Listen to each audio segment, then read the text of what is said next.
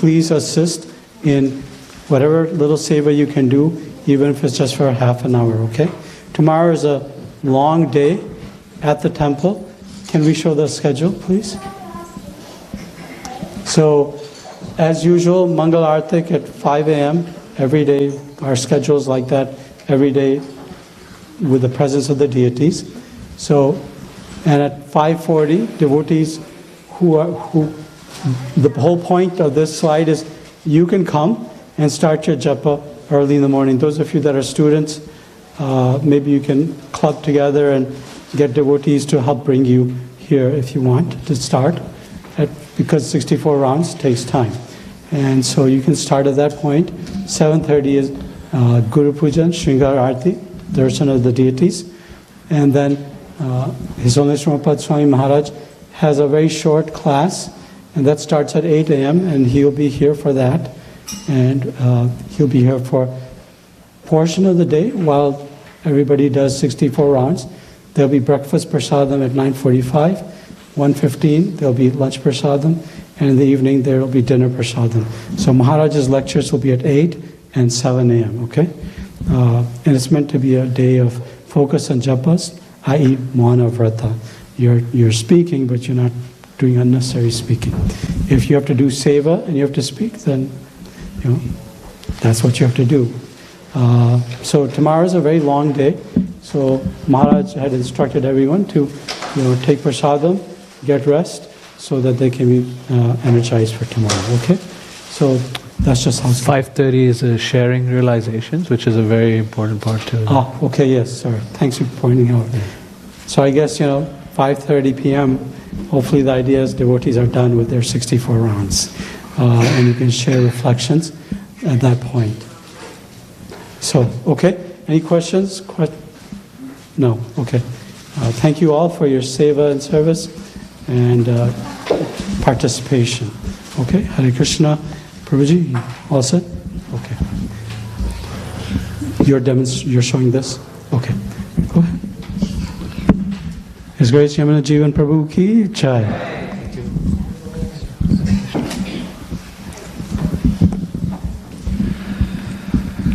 Om Jnana Timirandhasya Jnananjana Shalakaya Chakshur Unmilitam Yena Tasmai Shri Gurave Namaha Shri Chaitanya Manobhishtam Stapitam Yena Bhutale Swayam Rupa Kadamayam Dadati Svapadantikam Vandeham Shri Guru Shri Juta Padakamalam Shri Gurun Vaishnavamsha Shri Rupam Sagrajatam Sagana Ragunatanvitam Tam Sajivam Sadvaitam Savadutam Parijana Sahitam Krishna Chaitanya Devam Shri Radha Krishna Padan Sahagana Lalita Shri Vishakhanvitamscha He Krishna Karuna Sindho Dinabandho Jagatpate Gopesha Gopika Kanta Radha Kanta Namostute Tapta Kanchana Gaurangi Radhe Vrindavaneshwari Vrishabhanu Sute Devi Pranamami Hari Priye Vancha Kalpatarubhyascha Kripa Sindhubhya Evacha Patitanam Pavanebhyo Vaishnavebhyo Namo Namaha Jai Shri Krishna Chaitanya Prabhu Nityananda Shri Advaita Gadadhar Shivasadi Gaur Bhaktavinda Hare Krishna Krishna Krishna Hare Hare Hare Rama Rama Rama Hare Hare. Hare Krishna, welcome back for part 2 of the Japa journey map. Just so I have a sense of what needs to be covered in the initial portion, can I see a show of hands of how many had attended yesterday's session? So number had not attended. So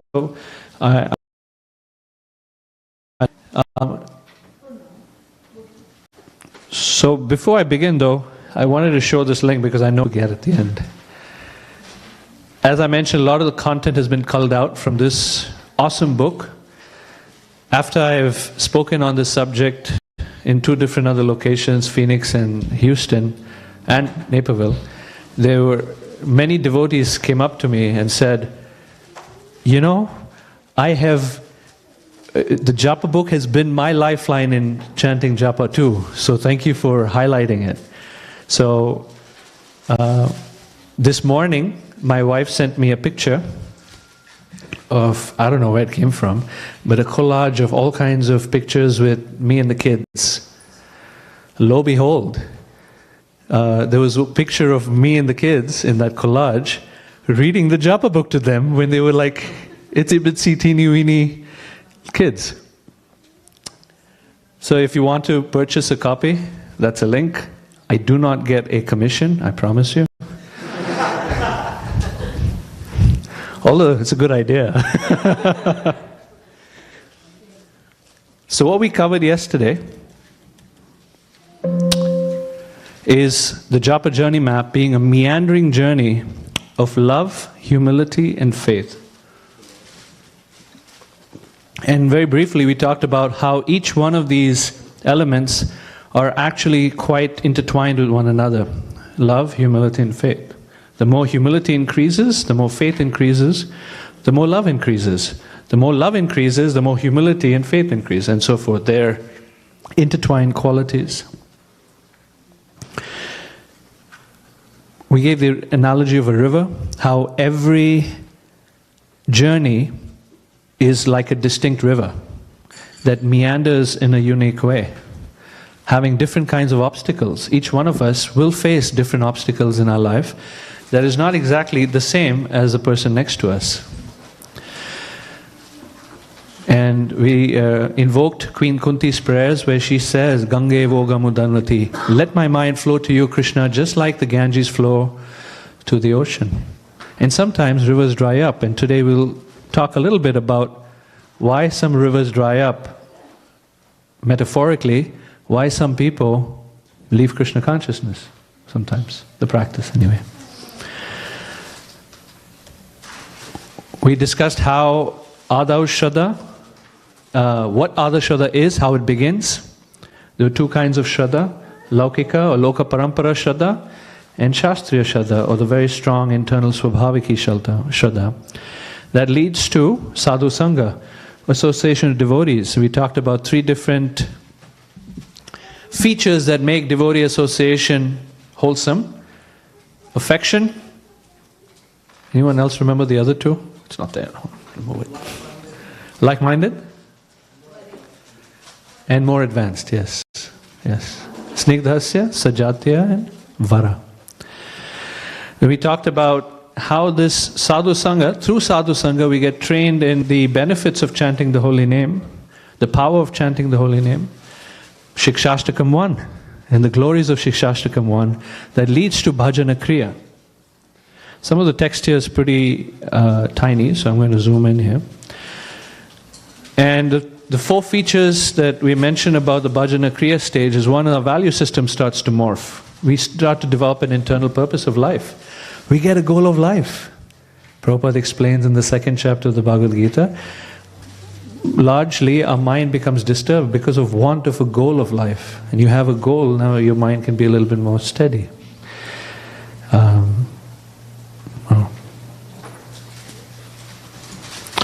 And through the practice of Bhajana Kriya, we try to bring the mind back from its wandering antics and practicing detachment, followed by the idea of getting glimpses. In the Bhajana Kriya stage, we get little drops of nectar that Krishna may give you that keeps you focused to keep going. Just like Narada is offered a little glimpse of Krishna. In the 1st canto of the Bhagavatam, this is discussed how Narada is offered this glimpse and Krishna says, I'm not going to come again. But he continues. And he's encouraged by Krishna to continue. So the Bhajan Kriya stage is where one might get glimpses of Krishna, glimpses of peace, glimpses of strength. We talked about how we might have certain weaknesses or areas of growth that we've thought about for ourselves, but all of a sudden the chanting gives us that inner strength. Often, there are some attachments that are easy to let go of, and that's the strength we might feel. But there are some that stick on and on and on. 30 years later of chanting the holy name, it's still there. And we'll talk about that too today. So, bhajana kriya. Then the devotee understands that actually there's a bit of a problem here. I'm chanting the holy name. There may be peaks of ecstasy or peaks of joyous experiences, but then it can be a little problematic, dry. There's no taste. And it feels like this barricade has come upon us. And why is there no taste? We talked about how Bhaktivinoda Thakur explains this idea of why there is no taste. He gives 4 different reasons. All 4 of them are displayed here. And he takes each one of these 4 and he divides it into 4 parts within each one. So there's 16 reasons why we don't have taste. It's a bunch of reasons. In previous sessions, in previous workshops, we'd have everyone sort of take some time to journal. I found that devotees, when they took a little bit of time to journal, 2 things. One is what is it that helped you start the process of Krishna consciousness? And the second, what for you, because like I said, every river has its own unique set of obstacles.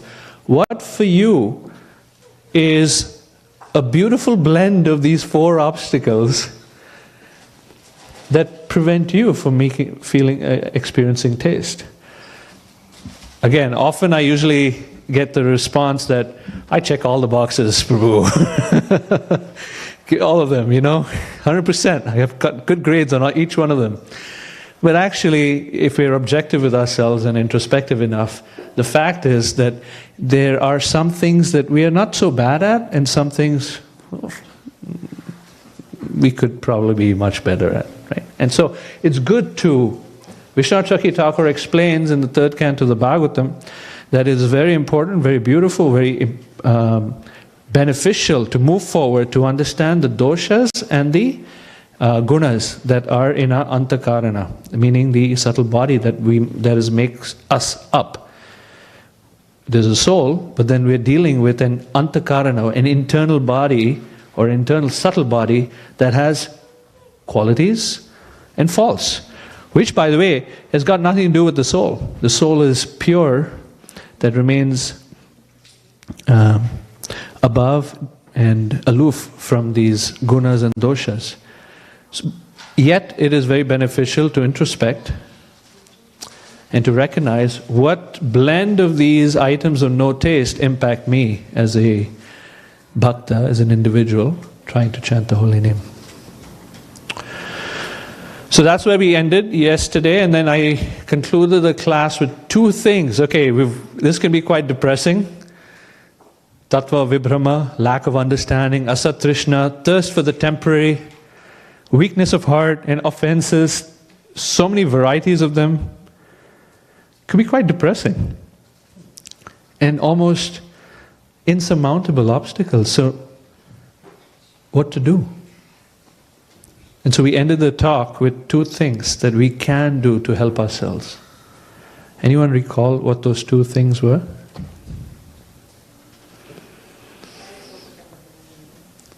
I can't hear who was that? Oh, yes. Try to focus on best focus on the holy name.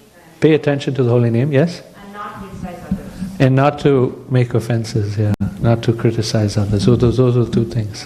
Thank you. Shoo. If nobody was going to respond, I was going to feel a little depressed myself. No, I'm joking. Okay, so what's next? So now we're going to try to move into more depression. The anartha nivritti stage. Da-da-da-dum. Anartha. Anartha means unwanted things. Artha means that which is wanted or gives value. Anartha means that which is not of value. Nivritti, and it's a stage of nivritti, which means it's removal of anarthas. It's not necessarily being more conscious of anarthas or things within the heart that prevent us from connecting with Radha Krishna through the medium of the holy name. You may become more conscious of anarthas, but that is not what this stage means. This stage means where there is active removal, nivritti, of anarthas. This stage spans from bhajana kriya all the way to nishtha. And so in different grades, anartha is removed. It's not that one does anything different in the anartha nivritti stage than, let's say, the bhajana kriya stage, except that things become more enhanced and more powerful. Just like you might move from second gear to fifth gear in the anartha nivritti stage. It means you're really scrubbing hard. You're taking a shower and you're really like using one of those sponges to clean the dirt with vigor. So, the symptom of one being in this stage is there is a willingness to give up things that hold us back.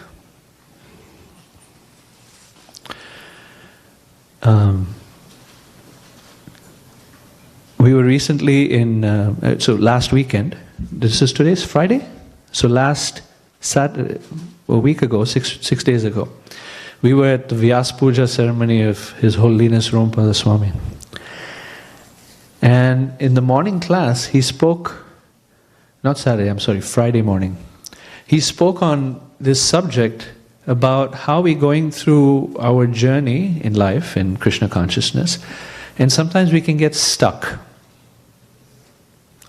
And that feeling of being stuck is like, probably experience it here in Portland with the amount of rain you receive.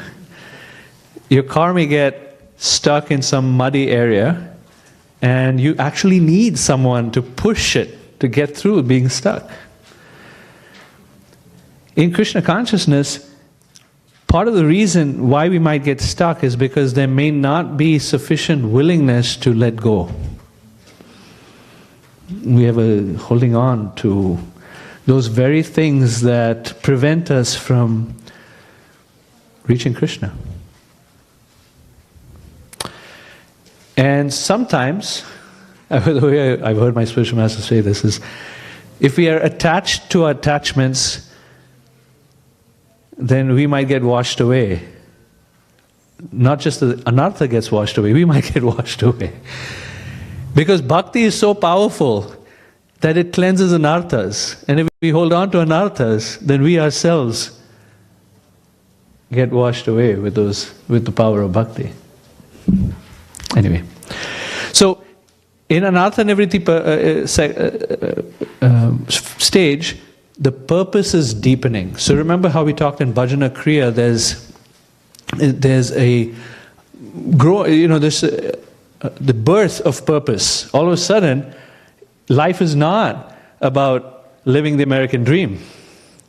Life is now about, re-establishing this very sacred and inner connection with God. And now that purpose starts to become more refined, stronger, deeper, just like you might make kheer. When you cook kheer, and sometimes kheer is very watery. I don't know about you, but I prefer the rubbery style kheer when it gets really thick, and that's where the purpose, now in the anartha nivritti stage, the purpose is becoming stronger. Symptomized by persons are looking forward to chanting the holy name. So tomorrow, 64 round day, we just heard Maharaj is recommending that we prepare ourselves, take rest early, take prasadam lightly, wake up early in the morning, chant as much as possible, right, with eagerness. Skip breakfast. By the way, we've done this sufficient time. If you skip breakfast, you will see that chanting is sustained. If you have breakfast, I don't know, in my experience personally, as well as in talking to devotees, if you have breakfast on 64 round day, the likelihood of you maintaining attention past breakfast is about 20 to 30%. This is speculation, but just based on my own, my own experience of talking to devotees of what happens. So, I'm just saying, someone's going to be cooking, and they're probably going to be upset at me that I'm encouraging not to eat. Okay, so eagerness to chant and getting ready for. So Bhaktivinoda Thakur explains, and his practice was, and the way he encourages us to do this is the night before, to journal what went well in the day, what didn't go so well, and what I'd like to improve for tomorrow, and specifically to how I'd like to improve my chanting of the holy name tomorrow morning. This is Bhaktivinoda Thakur's advice, every night, to do that.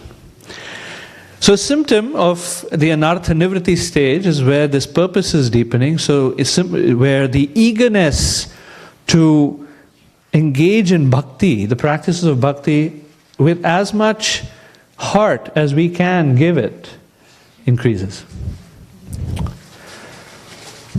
By the way, this fire of sincerity is what propels one through a very challenging phase which comes next, which is the desert phase. This fire of sincerity is critical. In this stage also, we start to understand the value of devotee association more. And we also recognize that it is in the association of devotees that purpose deepens. On my own, I have very little capability or capacity to strengthen my own purpose. But in the association of devotees, because we're social beings and we're very influenced by the, there's a famous saying, what is it? Tell me who your friends are and I can tell you who you are, right? So a person in this stage is understanding, okay, my purpose becomes accentuated, increased, enhanced by that association of devotees. Tomorrow again, when we're chanting the holy name, for a long time, 8 hours if you chant 2 hours for 16 hours, is that if you're in the temple room where devotees are focused, generally your mind will become more focused. Now, there may be the way the mind works is quite fascinating, and we'll talk about that a little bit more, but sometimes it may need a break. In Phoenix, one lady who never chanted 64 rounds said a message that really helped her was the message of self-care. She had received a message of self-care. And so she stopped chanting sometimes, drank water, took a walk, did what she needed to do to just calm her mind down, take care of physical bodily needs. I don't know if she took a nap, but taking a nap can be helpful too. And then come back and re-engage with the holy name with vigor. So that item of self-care, being conscious of that while trying our best to be in the association of devotees, can be very effective. So because of this deepening purpose, prioritizing chanting increases. How the time of day we pick to chant the holy name, not chanting when we're driving, which is common for grahasthas, unfortunately, to do it while driving. I spend an hour and a half in the road. May as well just use it for my japa time, right? My barometer of what is acceptable place and time to chant is based on whether I can close my eyes and do one of these things, right? So you'll see people. If I can close my eyes and do this, then whatever I'm doing is fine to chant japa. If you're driving, can you try doing this? Hare Krishna, Hare Krishna. Unless you have the self-driving feature in Tesla nowadays. Apparently the software's got better.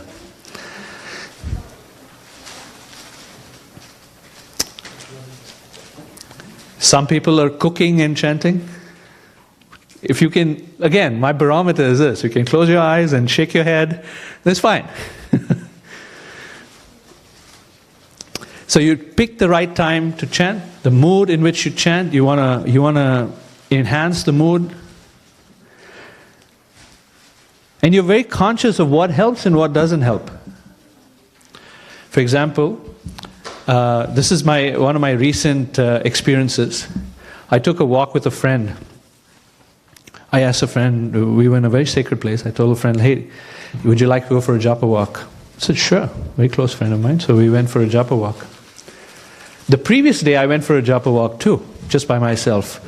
And I noticed that walking with a friend, actually, we both were doing Japa, it reduced my concentration. So and each of us will have our own little experiences of these kind of things. In the Anartha Nivritti stage is where you notice what helps and you say no to it. I mean, sorry, you say yes to it and you say no to that which doesn't help. At the same time, we recognize that the mind is not going to slow down.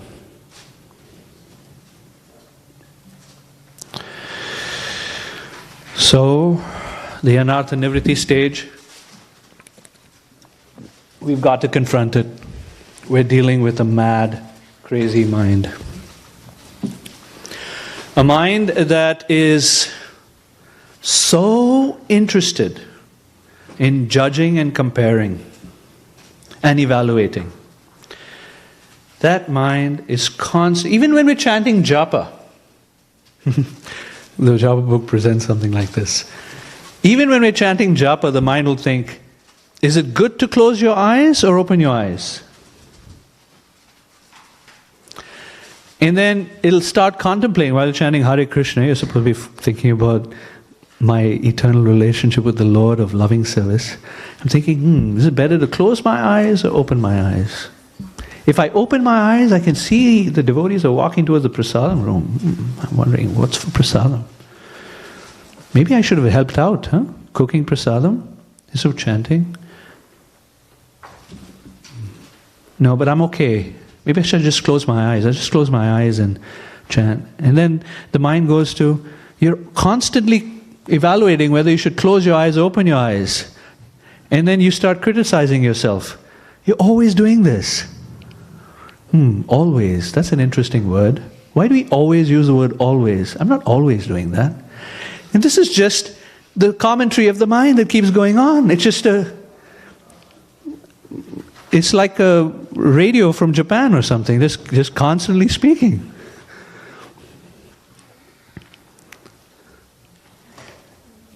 These are more benign, maybe more benign ones, but then it gets pretty heavy. Sometimes it's comparing and evaluating. Check out that other person. Either trying to criticize them. Look at how they're chanting. They're falling asleep. I'm better than them. At least I'm not falling asleep. Or, that person has a nice dhoti or a sari on. That looks nice, actually. Maybe I need to get me one of those. Maybe my chanting would improve if I got a better dhoti or sari. Jai Shishi, Nitai Sachinandan ki jai. The mind has this nature to constantly evaluate, constantly judge, constantly compare. And the many self-help teachers will say, don't compare, right? Because it's just the nature of the mind. We have been gifted this beautiful mind that just has these features to it. The mind likes to stay stuck in lamentation and wishing and hoping, if only I was younger when I came to Krishna consciousness. If only I had picked the right education and the right career. If only I had picked the right guru. If only I was more beautiful. If only if I was a better cook. If only I was more successful. If only I had more followers on LinkedIn. The mind will also enter into this idea of boredom. I'm bored now. I need to be engaged. And especially when you're chanting. 64 rounds. Each round 108 mantras. Each mantra 16 mantras. Do the math. That's over 100,000 names. By the way, Chaitanya Mahaprabhu said in the Chaitanya Charitamrita that he will only go to someone's house for a meal if they're a lakpati, meaning they have $100,000 or rupees, I don't know. Actually, it means names. 64 rounds equals to about 100,000 names. So if we chant 64 rounds tomorrow, there's a good chance that we become eligible for Chaitanya Mahaprabhu to have a meal with us.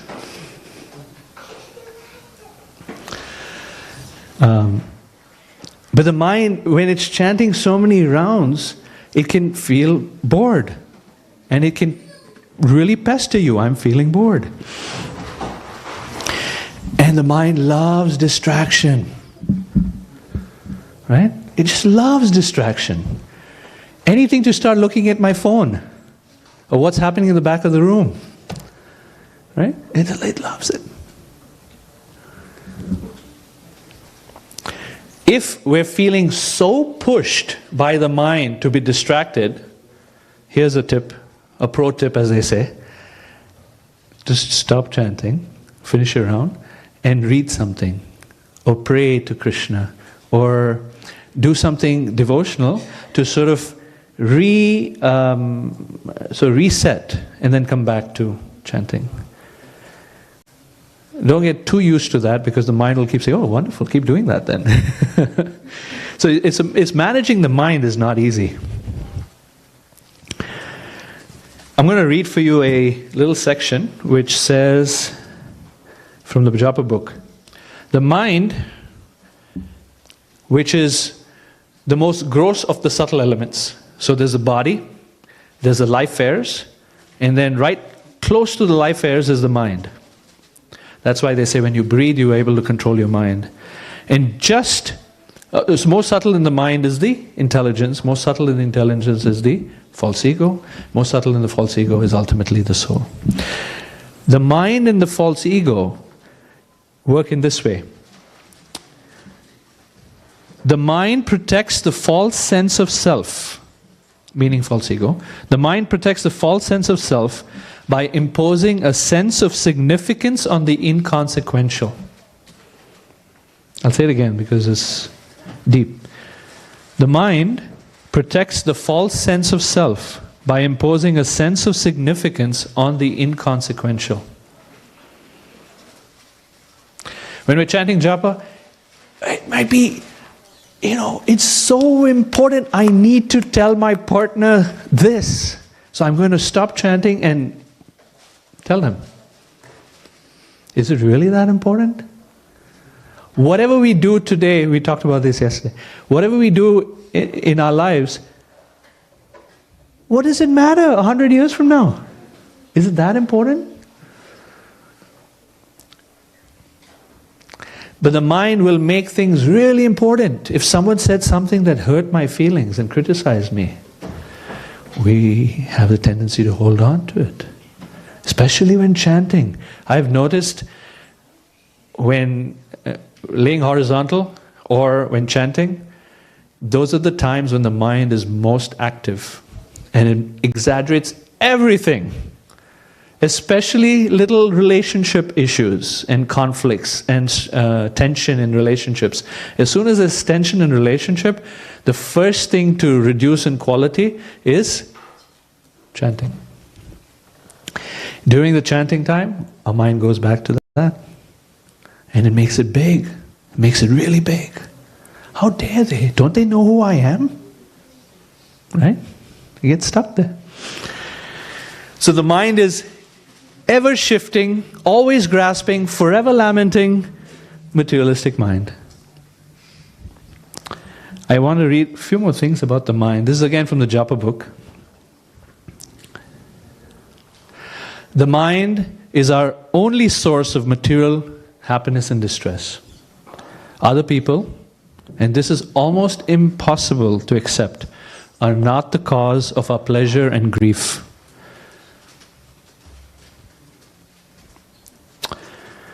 Think about this deeply. It is common for us to take shelter of the mind because we tend to believe that what we think and feel is true, but it is not. We can't move planets favorably or move another person we don't like to a different land to line up with our desires. We can't send disagreeers to a different place. We can't stop the separation of people we love. People die, or people just move to a different place. We can't stop. We love them. We don't want to move away from them. But it happens.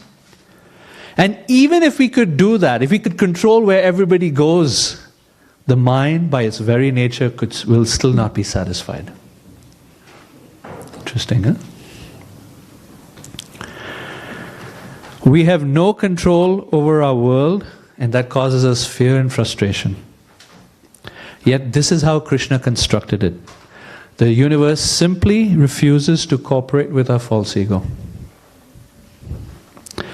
It refuses to align itself with our vision of being the center, or to organize everything and everyone around our conception of happiness, peace, comfort, justice is a big one. I want justice, I want fairness. The universe is designed to make us miserable so that we learn that we should not take shelter of the mind. So what to do? We've been gifted this wonderful mind. So here are the four things, four techniques of controlling the mind that our acharyas give us. The first one is beat the mind. This is a little abusive, but this is Bhaktisiddhanta's method. He says you wake up in the morning and the first thing to do is you take one of those broomsticks, not a light broomstick, a pretty heavy one, and you beat the mind, and you beat the mind, and you beat the mind. How many times? 10,000 times? You dude. He said 100 times. So he said, Bhaktisiddhanta said, you beat the mind 100 times. Pow, pow, pow. And at night, before you go to sleep, what do? No, you're not the same thing. You take a shoe, not a broomstick. Take a shoe and you beat the mind 100 times.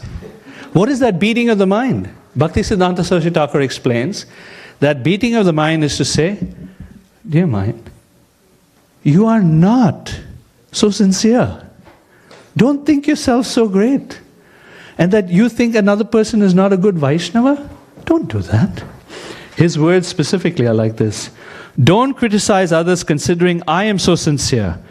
Find fault with yourself, damn mind. That's what he says, is beating the mind. Now I will present a disclaimer here. My personal disclaimer for this is that you got to watch it. If someone has low self-esteem issues and you're prone to depression, don't do this. It's only going to get worse.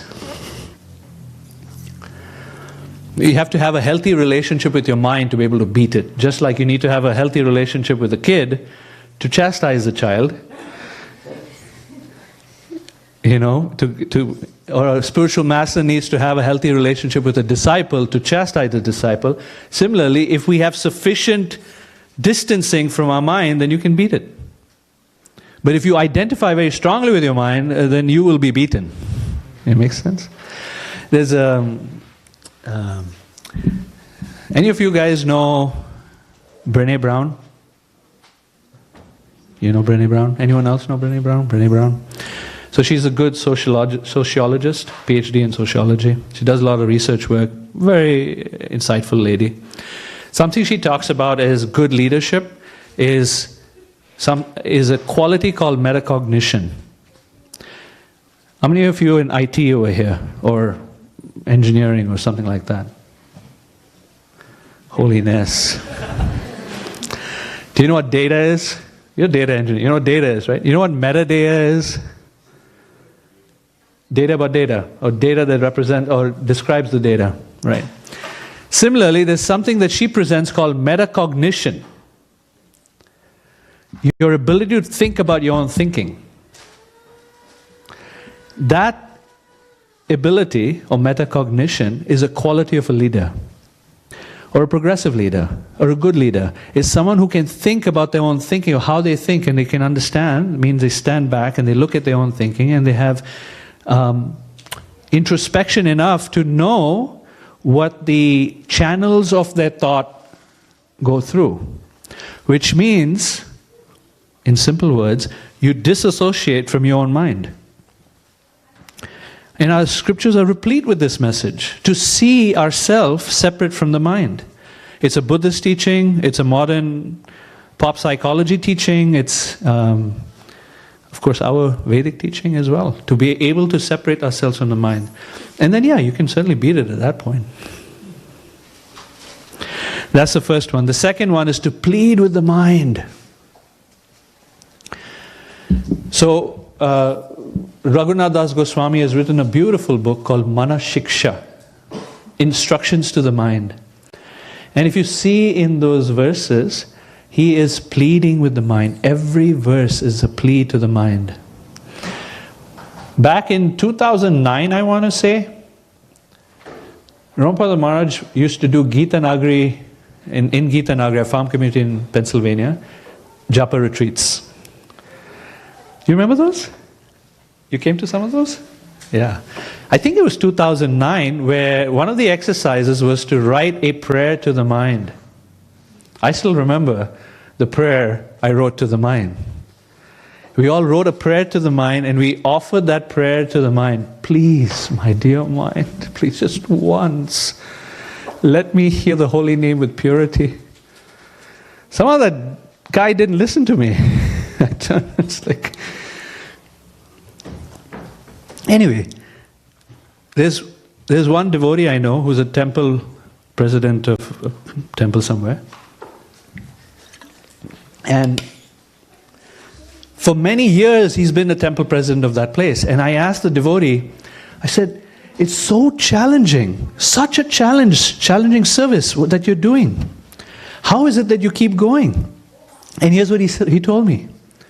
He said, I told my mind, many lifetimes you have really screwed up. Many lifetimes. You've got me in a body after a body after body after body, and I'm still stuck with you. Just this one lifetime is for Krishna. Just this one. I felt so inspired to hear that. Isn't that beautiful? So plead with the mind. Raghunath Das Goswami, in the very first verse of Mana Shiksha, he says, my dear mind, please give up your pride. Please give up pride and have indomitable attachment to Radha Krishna, to your Gayatri Mantra, to Hari Nam, to your spiritual master. Please. Like that. So this is one second way to deal with the mind. The third way, and this is Prabhupada's favorite, is ignore the mind. Somebody asked yesterday at the end of class, what should we meditate on? When Prabhupada was asked that question, my mind is troubling me a lot when I'm chanting. What should I do with the mind? Prabhupada said, where's the question of mind? You're chanting with your tongue and you're hearing with the ear. Where's the question of mind? Ignore the mind. And how Prabhupada not just exemplified, but also structured the movement is he filled people's life with service. Because if your life is filled with service, the mind has the manorathena, the chariot of the mind has less chances to drag you into deep dark places that will take you off course. When you have responsible service to do. So, pack your life with 24-hour service. That was Prabhupada's method. Ultimately, there's no way out but to neglect the mind.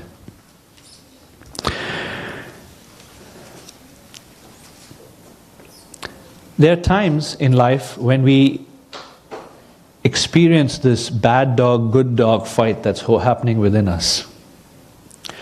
We're pulled in one direction and we know better.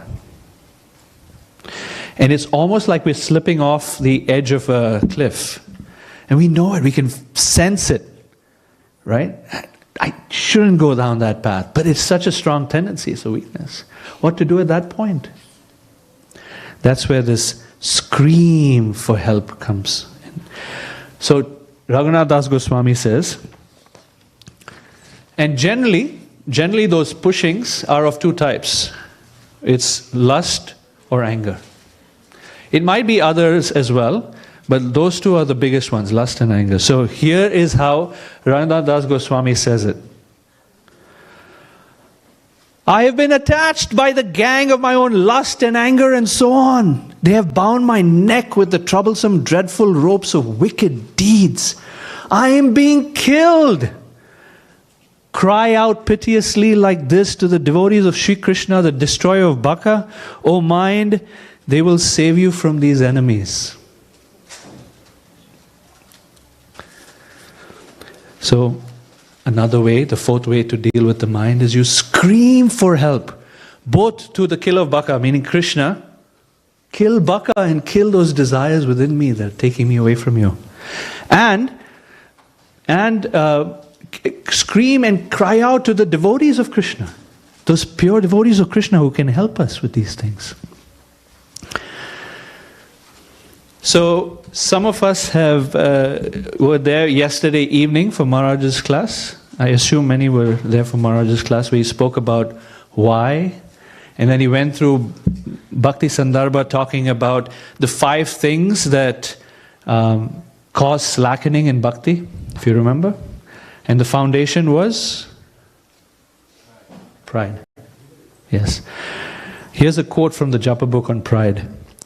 Pride is a weed that chokes the devotional creeper.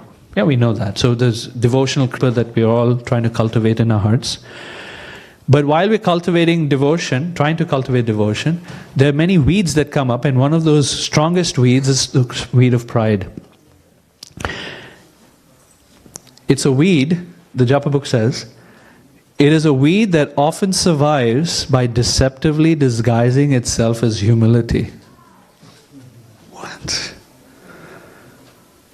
Pride is a weed that often survives by deceptively disguising itself as humility.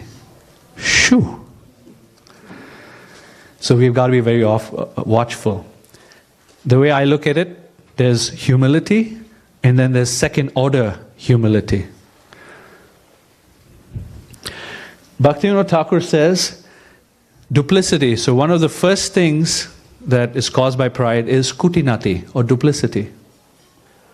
And then pratisthasha, or the desire for fame. These two things, Bhaktivinoda Thakur says, if we cannot overcome them, there's no way we're going to get strong attachment for chanting the holy name. Desire for fame and duplicity. So let's go back to Manashiksha.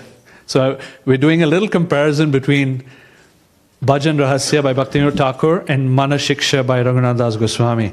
In Manashiksha, Raghunath Das Goswami hits these very two things. And he says, my dear mind, why are you burning in the trickling urine of donkey pee? Which is duplicity. He calls duplicity, or this, where inside, Jiva Goswami explains that duplicity is where inside you don't necessarily have respect, but outward you show it.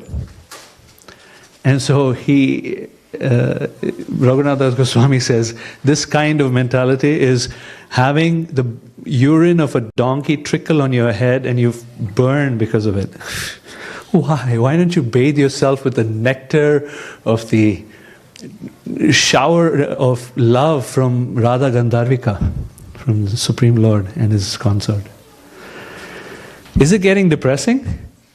It's getting worse. Well, let's get worse. It's going to get worse. The other thing is desire for fame. Raghunath Das Goswami says, the desire for fame, Why do you hold on to this desire for fame, which is like a dog-eating prostitute dancing flagrantly in your heart? So, Raghunath Goswami gives us ways to deal with this mind. Now, I have to say, this is very strong language. I'm only saying what acharyas say. This is not my language. I couldn't come up with this stuff, even if I tried.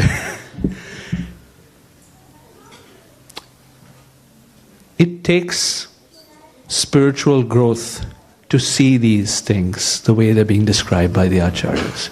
And we may not be there, and it's okay. We can just know the road ahead may look like that for us as we become more attuned. Here's the thing, when spiritual growth happens, the devotees become more attuned to deviations of pure bhakti. So even though their consciousness has evolved and become purer, as you become purer, you become more conscious of the impurity in the heart. Just like people who love to live in a clean environment are very conscious of the smallest speck that is in their house. And people who don't care, I have a picture sometimes when I show of people living in dorm rooms in college. You don't give a crap, right? I mean, it's like you walk in, you might find a mouse underneath, something. And there's things all over the place, etc. You're not conscious. But as you become purer, you become very conscious of the slightest specks of dirt. So that's what's happening.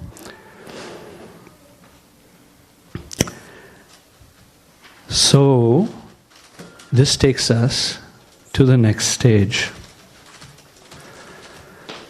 of feeling or being in the proverbial desert.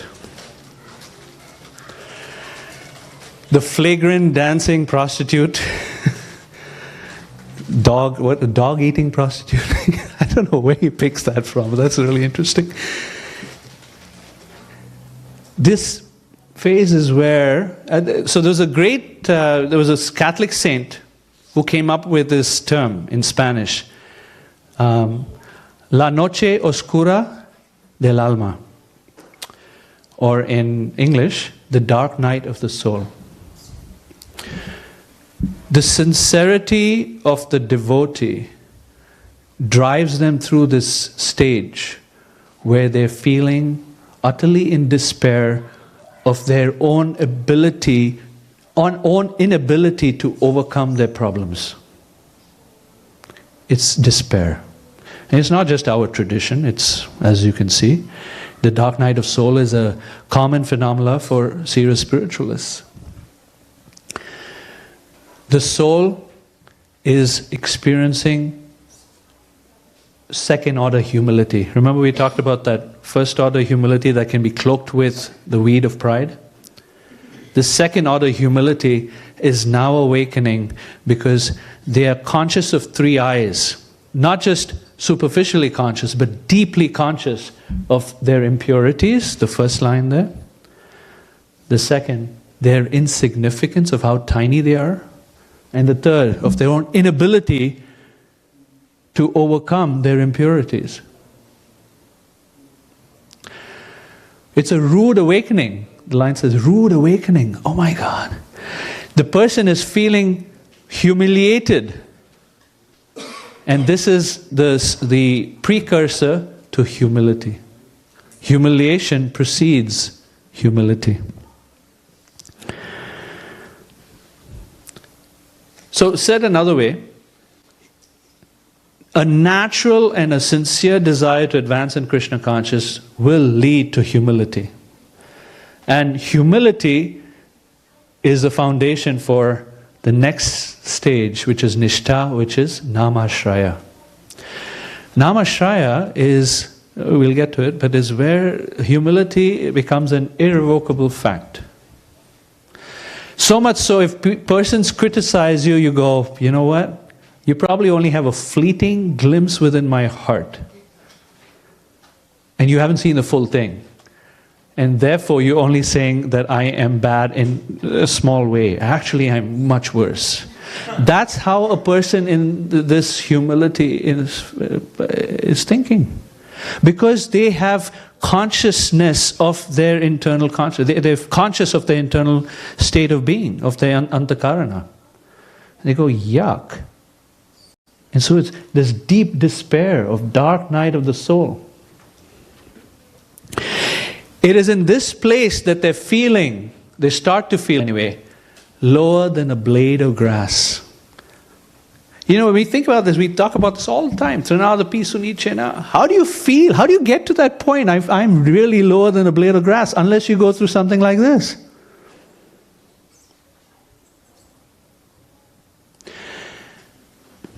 Let me read something from the Japa book on this topic.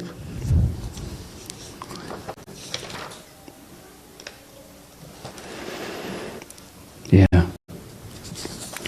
Actually, humiliation seems to come even before humility.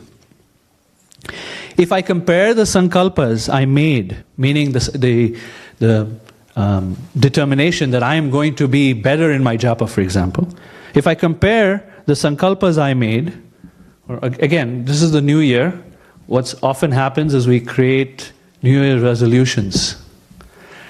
I'm part of a gym that I go to pretty much 4 or 5 times a week. And you'll see right now in January, it's just like teeming with people. I don't get a spot to, go on the treadmill. And then you just wait a little bit, and in March it's fine. So if you compare the sankalpa, if I compare the sankalpas I made with what I actually did, the truth becomes clear. My determined effort to advance in Krishna consciousness, renouncing once and for all my anarthas, my offenses and petty material desires that have invaded my consciousness has not been successful. I become painfully aware of my incapacity, overcome by my choosing to indulge in things unrelated to Krishna. I find myself embarrassed.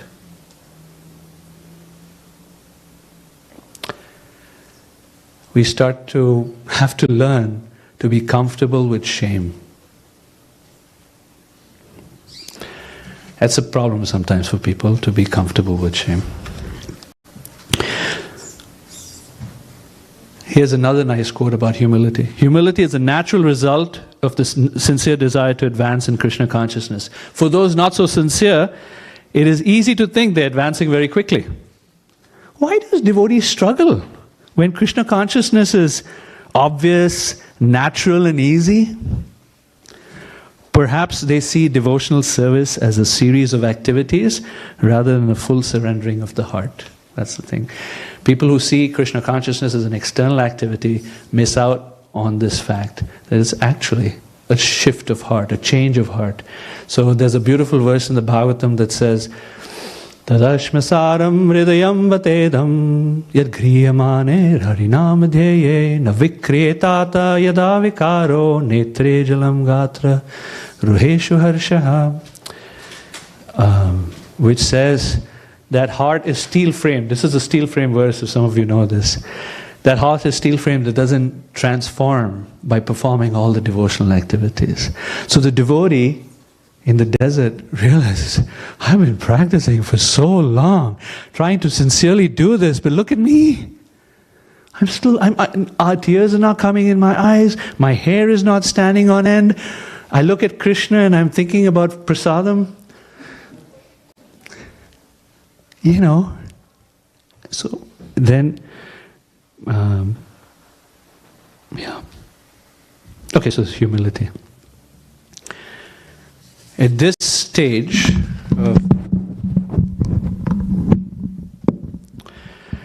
there is strong repentance, as you can imagine.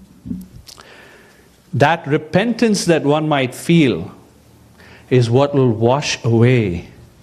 Bhaktivinoda Thakur says, repentance is a quality of a Vaishnava. That repentance washes away lust, anger, greed, and all of the things that trouble the devotee. It's repentance. And repentance is only found in a place of humility.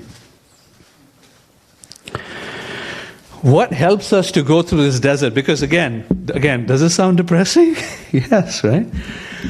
What helps us to go through this desert? Number one, something I learned in pastoral care education, which I really love this quote. It's better to walk in the dark with someone than to walk in the light alone. To have friends who can help us, Vara, people who are better, more realized than us, they can help us through this dark night of the soul.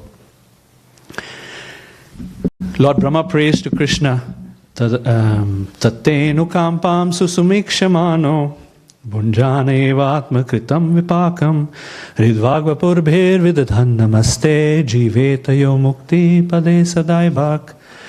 So he says that Jiveta, or Jiva Goswami explains that Jiveta, just staying alive. Staying alive. Staying alive. Some of you know that song? Yeah. Just staying alive in Krishna consciousness, sticking with our devotional practices through this tough phase with friends that we can rely on is what will help us. Just staying alive. And we might find ourselves embarrassed because, you know what? I'm far from what I would like to be. What does Krishna say about that? Uddhava in the Uddhava Gita also is like, I'm struggling, what to do? Tapa trena bihitasya gore. Uddhava says, I'm surrounded by misery because of my own consciousness. And Krishna tells him, you know what is good, and still you don't do what's good for you, and you're going to experience misery. So how should you respond to that situation? He says, Tato bhajeta mam prita, be happy. Shraddhalur didanishya. So he says, be happy. Meaning, don't get depressed. Garhayan, you regret it.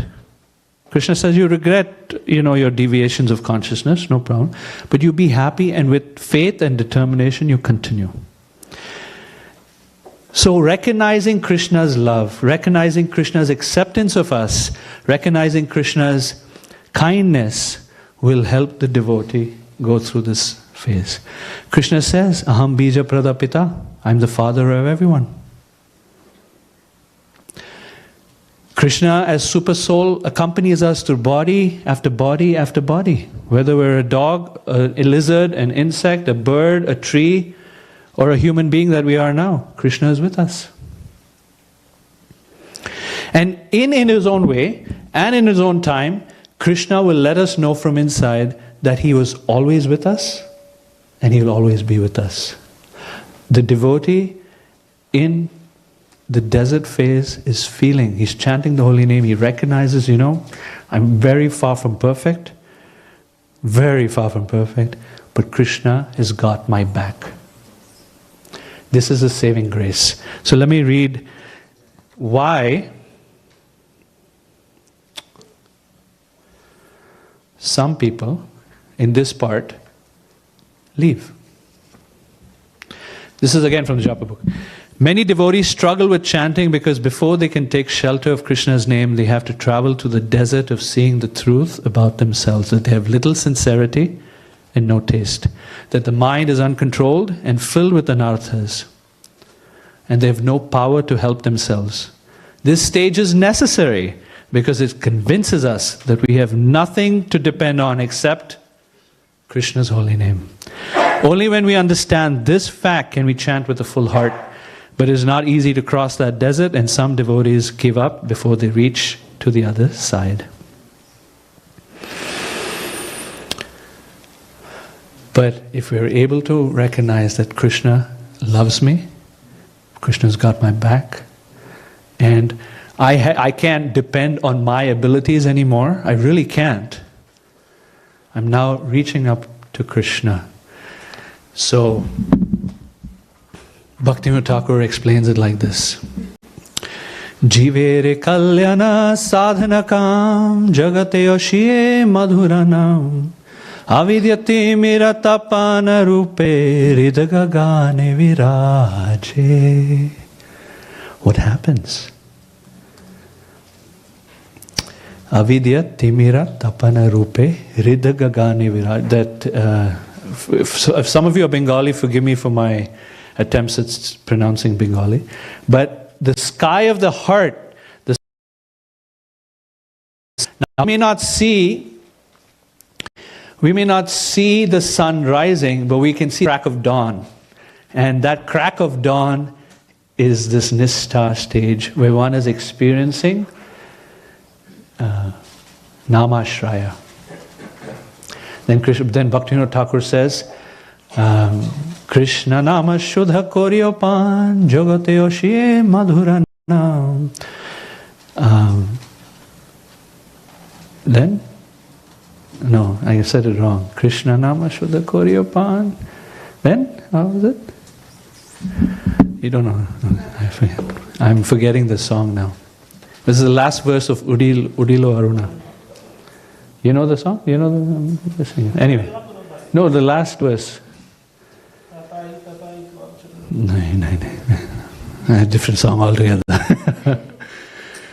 Okay. Anyway, so Bhaktivinoda Thakur says, Chauda Bhuvana Maje, that there's no other, anything of value, that I see nothing of value except for the holy name in the 14 worlds. This is finding shelter in Krishna's names. Trinadapi sunichena taroriva sahishnana amanina mahanadena kirtaniya sadahari. This is where the devotee is fixed in humility, become really tolerant because of that humility, and is ready to offer all respect to others, not wanting respect for himself, because he sees if he gets respect, it's like poison. A Brahmana sees fame and respect as poison, and he sees criticism as nectar. In conditioned life, it's the opposite.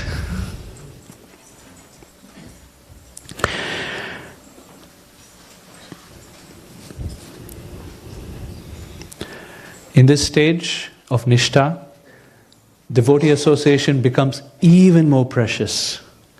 So much so, Bhaktivinoda Thakur explains in his Bhajan Rahasya that in this stage, the devotee is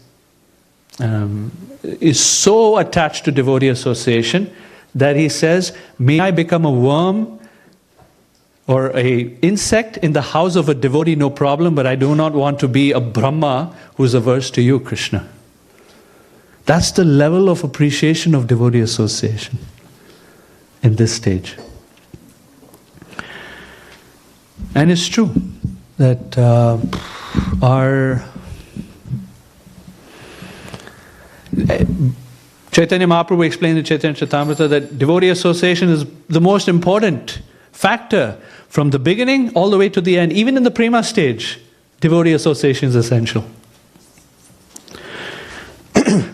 In Nishtha, we look forward to chanting and any devotional activity with freshness, with a reset button every day. It's not hackneyed. And someone is feeling very tolerant like a tree. So much so, like a tree gets rain and sun and scorched by the sun and cut down sometimes, yet the tree will give shade, will give fruits, will give flowers, will serve other people. That's the quality of a tree. A person in the Nishtha stage has the capacity to do that. We should not try to imitate it. I remember I was on a call with our Guru Maharaj one time, and there was a few disciples,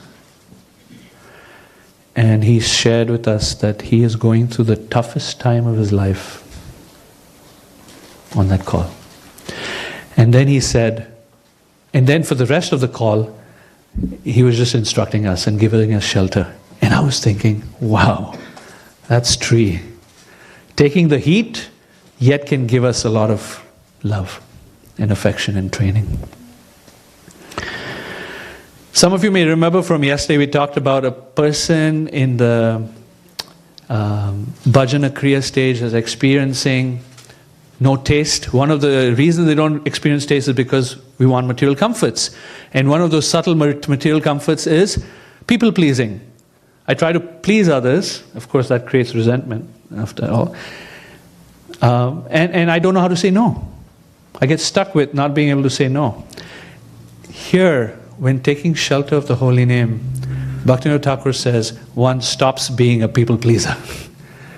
And you're able to say no when it is wholesome to say no. Here's a verse that he says, O Lord, kindly bestow upon me the mercy in the form of your sidelong glance, followed by the sweet sound of your flute. When you're pleased with me, even if others are displeased, it doesn't matter. But when you're displeased with me, even if others are pleased, then what is the benefit for me? See?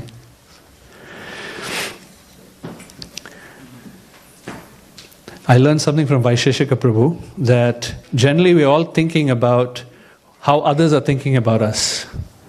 But if everyone is thinking the same way, then who's thinking about the other person? No one, right? The only person who's thinking about us is Krishna, in one sense. Generally thinking about us. So, Nishtha, Namashaya, taking shelter of the holy name. We have come to the end of our journey here, Japa journey map. Here we show a little rocket taking off, because this is where the Nishtha stage is, after which you kind of go downhill, or you could say up into the stages, the higher stages of bhakti. Next comes Ruchi, then Asakti, and so forth. But Nishtha is a very, very beautiful and important stage that we all aspire for. So tomorrow when we chant the Hare Krishna mantra, hopefully up to 64 or even more rounds, that we can try to remember some of these principles, know that we might pass through a desert. My first 64 rounds this month, or I say December, when I joined Maharaj in Phoenix, it was dry. It was dry. The whole 8.5 hours was dry, like, I don't know, dry oil cake or something. It was really sad. You might go through something like that, but just stick with it. Jiveta, remember? Staying alive. Stick with it. So I will pause there. Did anyone not get a copy of this map? If you haven't got, just raise your hand and Ashish Prabhu will make sure you get a copy. And we can open it up for some questions now before we do the bhajan that Arpana has prepared. Ready to go? Okay. Yes, Mataji. Thank you, Prabhuji, for such an enlightening lecture, I would say. So, my question is, I don't even know if it is a question. So, between mind and heart, who should win? Whom should you listen, and whose judgment will be considered correct? So the thing is, mind, when you start controlling, there's a lot of things related to mind. First thing comes ego. Sometimes you want to listen to your heart, but then the mind is like, how it captures you. No, you like those things. But when you listen to your heart, I feel the path is always open. It always leads you to the correct way. So when the heart is filled with devotion for Krishna, with love, the mind can easily be controlled. Like, for example, when somebody is in love, all they can think about is their lover. So the mind is also captivated by that thought, so because the heart is filled with that much love for. So the same way should apply for the devotion also. So instead of controlling always the mind, wouldn't be it nice to have that much love instead in our heart, that all our mind could think is Krishna, Krishna, Krishna. So out of all those things, the first question that I asked, I'll repeat that again. Who should win? The heart or the mind? And whose judgment should be considered the correct one? The heart or the mind? So I don't know if it is a question or it got confusing or anything like that. I'll share some thoughts and maybe it addresses the question. Although it seemed to me that you already know the answer to the question.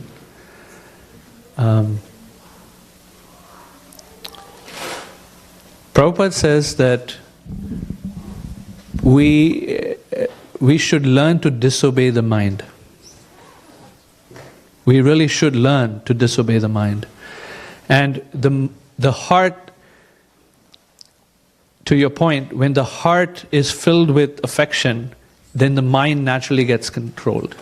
Rupa Goswami prays, he tells Krishna that, may my mind become attracted to you, just like a young boy gets attracted to a young girl, and a girl gets attracted to a young boy.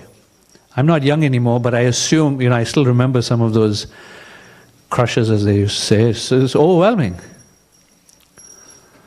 And so like that, when the heart is inclined towards Krishna, then two things. One, the mind is automatically controlled. But two, even if it's not controlled, if the heart is in the right place, the heart will try to control the mind. So it's not that they're separate.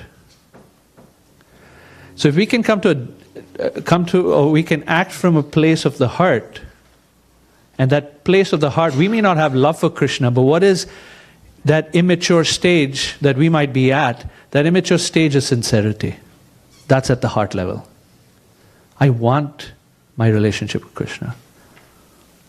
I want to please Krishna. It's that sincerity at that heart level which drives all the other activity, including listening to a lecture like this that's so depressing. Which is, I want to grow, so I want to know what's ahead on the path. And I want to control my mind, because then my heart can access Krishna. So they're not separate. I don't see them as separate. But the foundation is the heart, from which that sincerity exudes and helps to control the mind. Does that make sense? Okay. It does. Thank you so much, Prabhuji. Okay. We'll take one more question, and if those that you have a question, or we got to do you, because you're going to be singing, so I don't want to displease you.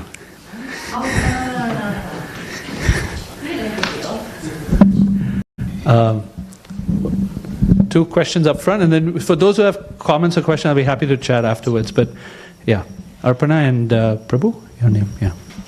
So the first thing was I just wanted to offer a reflection. I think that right now the map is very focused on Japa, but for me, something that I also try to think about is how this is a map on becoming Krishna conscious, right? Like as a whole, zooming out and just thinking about myself personally and professionally, this kind of looking at it in this like meandering route, which encourages us to understand our own insignificance, understand our role and Krishna's role and everyone else's role in context of Krishna, and operating from a place of humility are things that I think are universally really significant.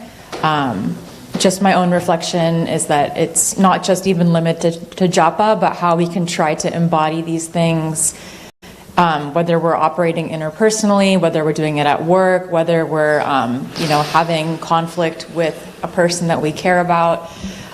Just appreciating that I think this is really valuable for all of that. It's Japa and everything else. To me is like well true said. Krishna consciousness.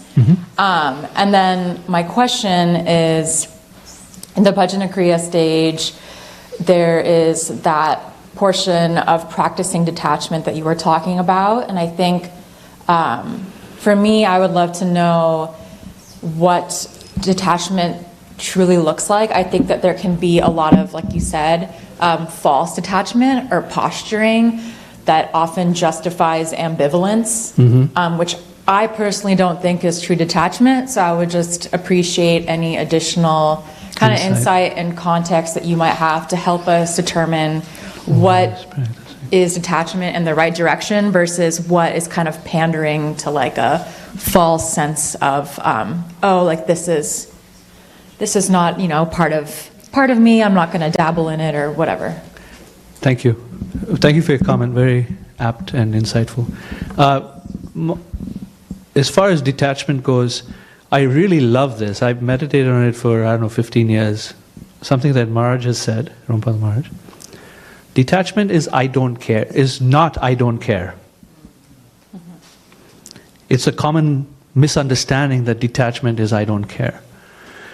Detachment, very simply put, is to give up the idea, or to detach from the idea I have anything to detach from. Nothing is mine. And another way to look at detachment is that I detach from being a controller and trying to fix situations and fix people. It's the rescue mentality that perpetuates drama and drama triangle. If you know the drama triangle concept, I'll show it to you later. But it perpetuates drama, being a rescuer and trying to fix things. It's not helpful. We can certainly be a coach, but not a rescuer in interpersonal relationships. And then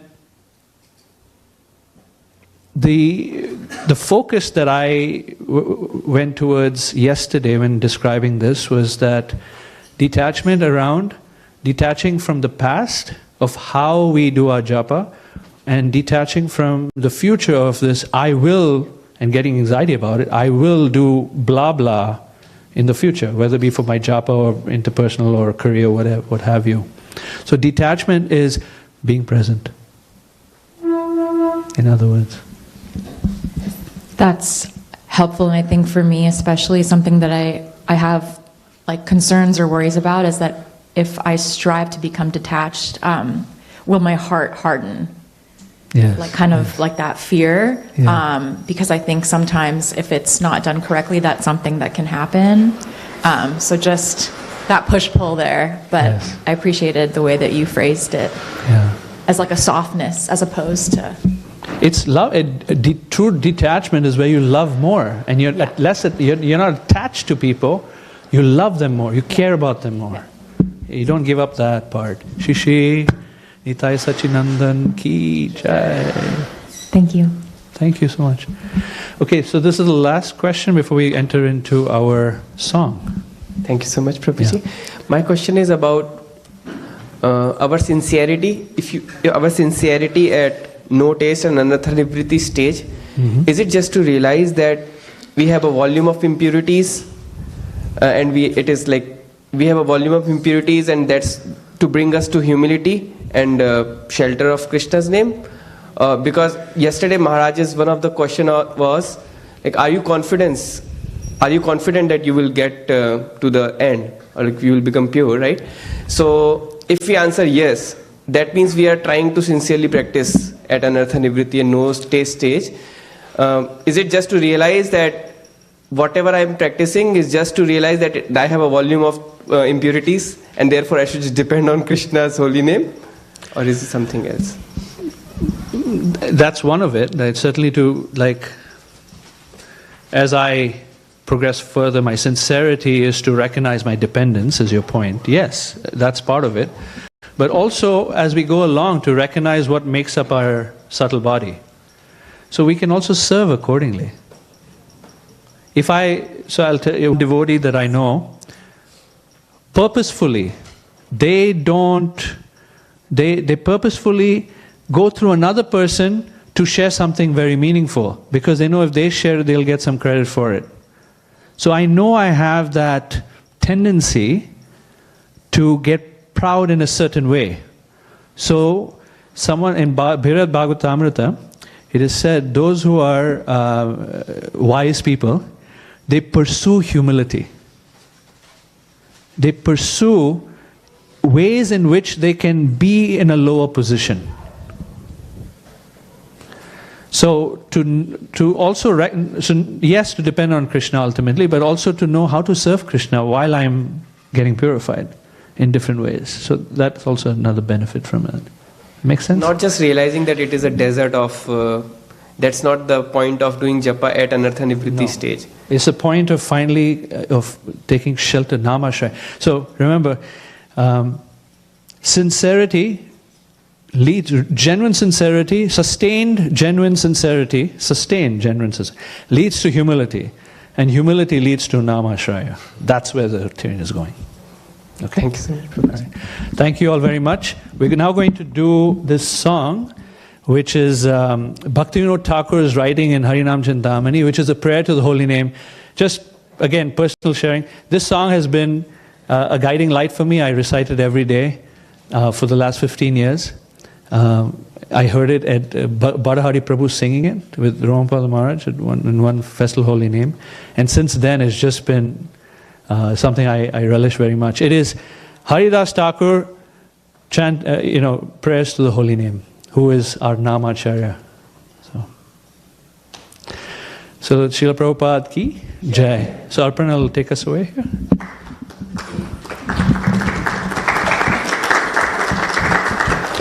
Shall I read the translation first and then? Okay. So the first line says, "Be merciful unto me." Probably the text is a little.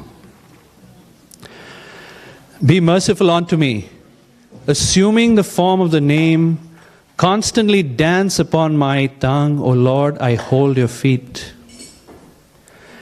Keep me here or take me there, whatever's your desire. Wherever this body remains, kindly give me the nectar of Krishna Nam. Your avatar has descended to distribute the name to the people of this world. Kindly accept me as one of those people. I am fallen and you are the deliverer of the fallen, O purifier of the fallen.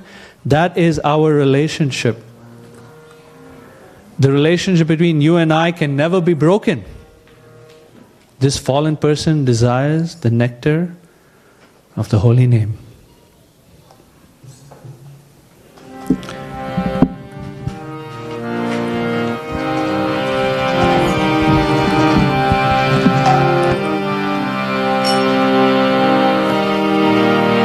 Kripa kare nama rupe amara jivaya nirantara nacha prabhu tarita vapaya.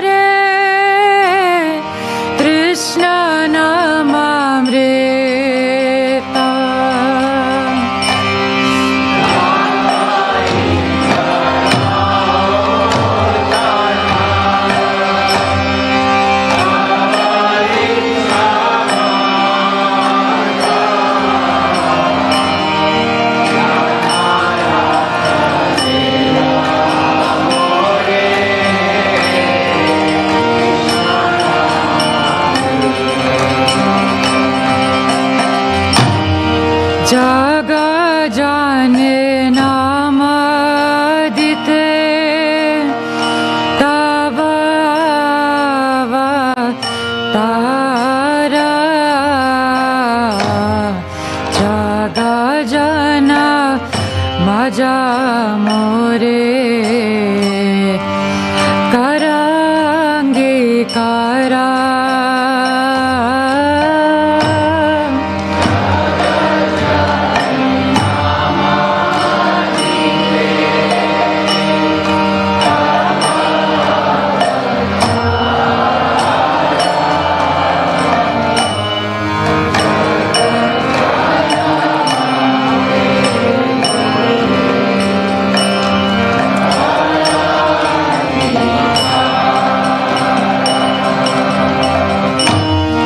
जग जन नाम दिते तव अवतार जग जाने माझे मोरे करंगीकारा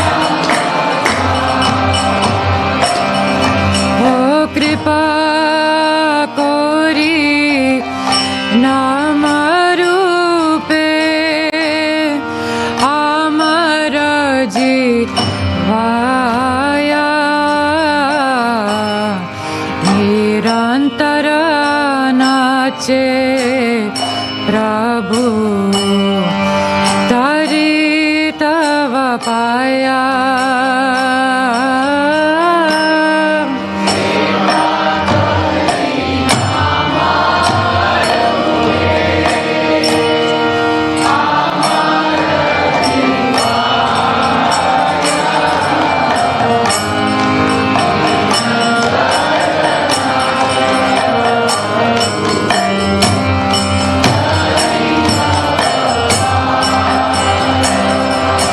कृपा करी नाम रूपे अमर जीवाया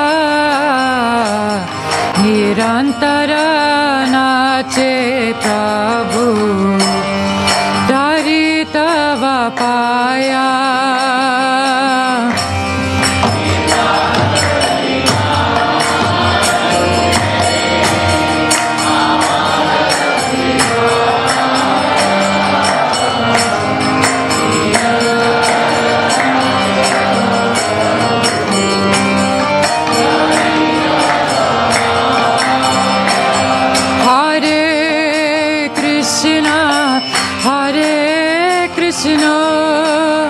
Krishna Krishna Hare Hare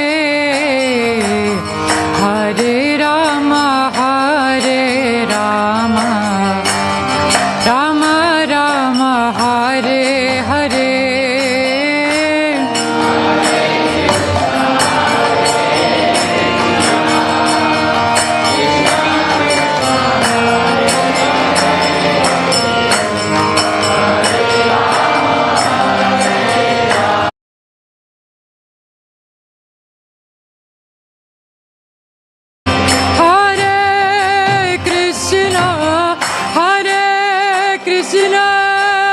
Krishna Krishna Hare Hare Hare Rama Hare Rama Rama Rama Hare Hare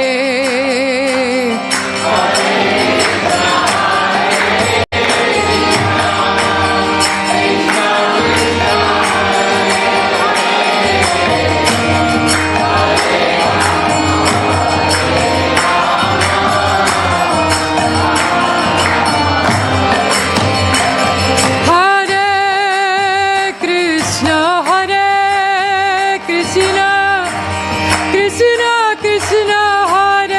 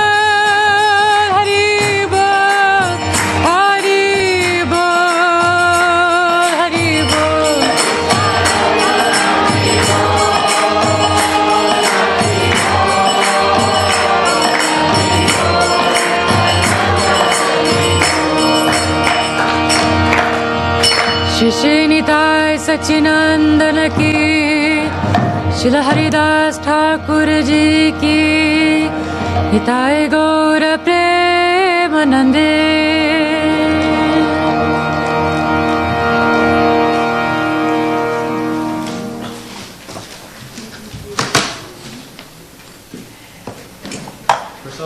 Prasad?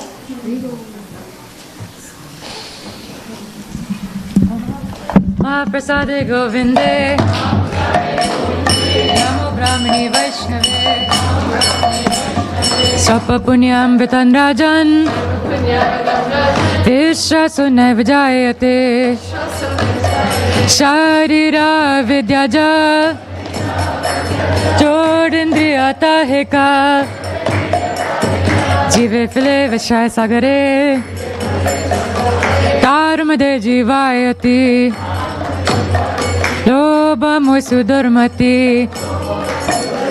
ताके जीता कठिन संसारे, कृष्ण बरदयामय, करिबारे जीव जय, स्वप्रसादन दिलो बाय,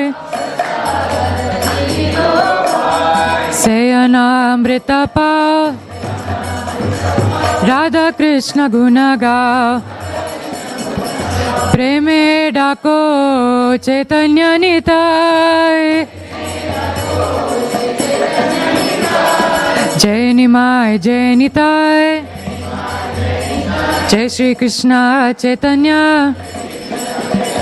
प्रभु नित्यानंद, श्री अद्वैत गदाधर, श्रीवासादि गौर भक्त वृंदा। हरे कृष्णा कृष्णा कृष्णा हरे हरे, हरे राम राम राम हरे हरे। श्री श्रीनिताय सच्चिनंदन